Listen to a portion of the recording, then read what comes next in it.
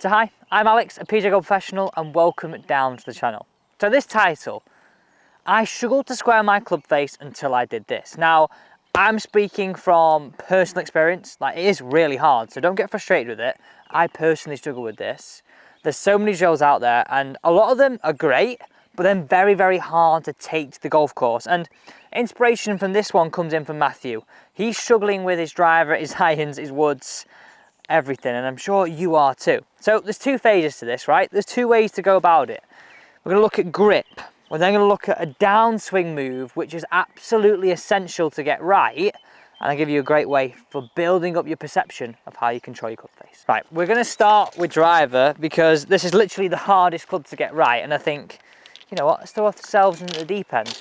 And this is a hole, 17th Mottram hole. I think everybody comes here and you could have a great score in your hand and it could literally ruin you because you cannot go right, and most of us do slice it out to the right. Okay, first things first, if we're struggling to square this club face, a lot of the time this is due to grip. So, most of us would have a grip like you can see on the screen now, like really, really weak. Checkpoints here, if you've got a weak grip, are thumb sitting directly on top of the golf club. Okay, not being able to see any knuckles on our glove hand, and our creases pointing somewhere into the middle of our chest.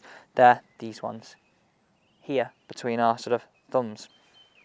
So how do we get this right? What is the best way? So nice and simple, the analogy that I would use, and this is the first stage, to grab my towel. It's like we're wringing a towel out. So wringing a towel out, we'd want to put it on like this, wouldn't we? Wring it out. So you can see there, if I'm going to wring it out and get all that water out, my hands are coming together.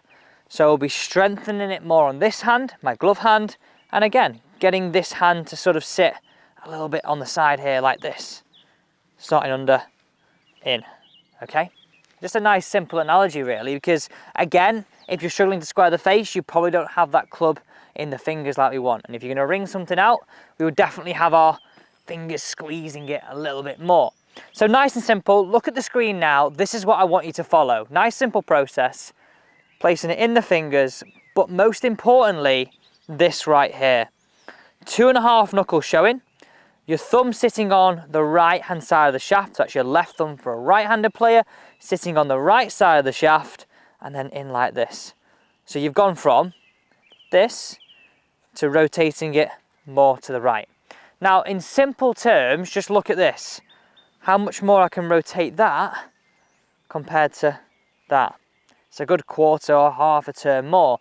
Now you imagine that at speed into the golf ball, a much better chance of squaring the face. So that's number one. Making sure that your grip is a lot stronger. It's not weak. It's not over strong. Okay, here we go. See if we can pull it away. Oh. Find that fairway, please. I'll tell you what, that's the best drive I've hit on here. Literally the best drive. Okay, the second way, and this is what I really do feel. So again, going back to that neutral grip, we need to understand what position we want at last parallel on the way down. Now, if I said to you, most golfers are around here.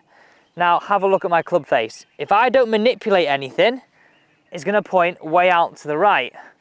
Most of us have to stop the body and sort of really rotate these hands, and sometimes we get it right and sometimes we would, well, struggle. Grab a T-peg, pop it in here just as I have. So this is about improving your perception of linking up your glove hand to what it does with the club face. So if you look at here on the way down, okay, if you point your T-peg to the ground and move in excessively, look how my club face points really closed, right? If I go here and put my T-peg to the sky and don't do anything, look how my club face points excessively out to the right. So what I want you to feel is here, can we feel like our T-peg is pointing just over the golf ball last parallel and then pointing to target at impact? That is how we get this club face squaring. It's not wide open and trying to find it. It's not closed and trying to save it. it really simply is understanding what you've got to do to go here to here and really improve that understanding and that perception of the link between here and here. And think about this as you start down. Can I start squaring it to this position, rotate and through? And your club face is going to be squarer for longer, and that's what all the top players are doing right now, and you can bring into your game too. So even better, you can hit it away with this in. Right, T-peg just over the ball, T-peg to target. Oh, I think we could throw a blanket over them. That was a nice hit.